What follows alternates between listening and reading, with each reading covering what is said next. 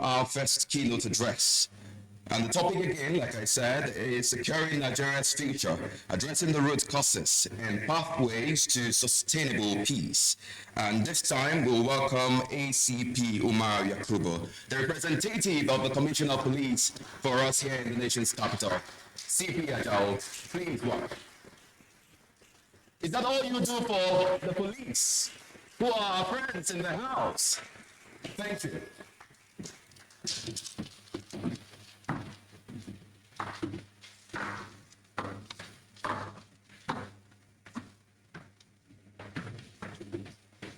The chairman of the occasion, my name is ACP Umar Yakubu, in charge of community policing FCT Abuja Command. I'm here to present my boss, the Commissioner of Police FCT Abuja Command, CP Ajawo Saka Adewole. Mr. Chairman, permit me to follow the already existing protocol. On behalf of the Commissioner of Police FCT Command, I'm honored to be here today to participate in this crucial dialogue on a matter that touches the very soul of our national cohesion, peace, and development, the recurring conflict between herders and farmers across Nigeria. Let me begin by commending LJE, the team securing Nigeria's future, addressing root causes and pathways to sustainable peace. It's both apt and urgent. The hardest farmers' conflict is one of the most enduring and complex security and socio-economic challenges confronting Nigeria today. What initially began as localized dispute over grazing parks and farmland has evolved into multifaceted crisis with deep-rooted causes, which include, number one, climate change. Northern Nigeria, especially the Sahel and semi-arid zones, has experiencing rapid desert encroachment. Climate change, through increasing temperatures and decreasing rainfall, reduces vegetation cover, leading to the loss of grazing land. This forces nomadic herders, particularly the Fulani, to migrate southward in search of greener pasture. The shrinking of water bodies like Lake Chad has deprived both farmers and herders of reliable water sources. As rainfall becomes more erratic, the traditional water point dry up, creating hotspots for competition between communities. Longer dry season and shorter rainfall periods. The shift disrupt traditional patterns of transhumance, seasonal livestock movement. Herders are arriving in farming area earlier than usual, often before the crops are harvested, leading to crops destruction. Historically, herders had well-established migratory routes. As climate, in fact, worsened in the north, herders are pushed into more densely populated and agriculturally active central and southern regions, such as the Middle Belt. This movement is not matched with institutional support for conflict management, land use regulation, or alternative livelihoods, causing tension to escalate. Weak governance and policy gaps.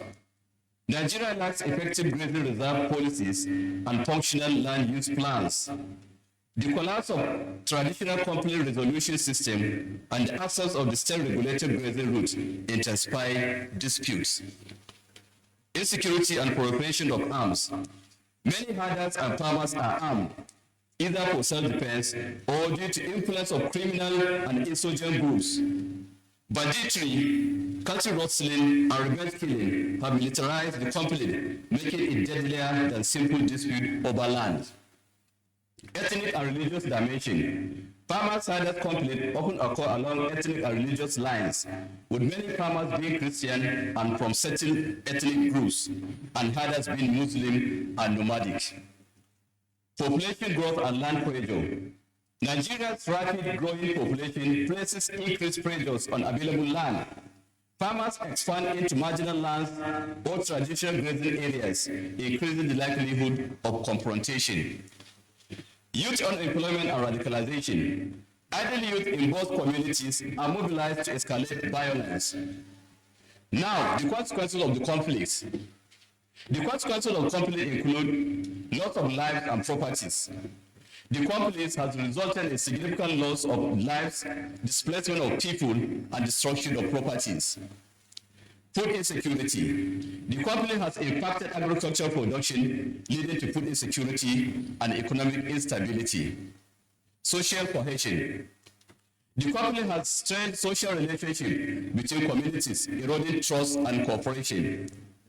The Federal Capital Territory, though relatively more stable, is not insulated from these dynamics. We have recorded sporadic incidences involving farmers' herders dispute, particularly in border community of the FCT.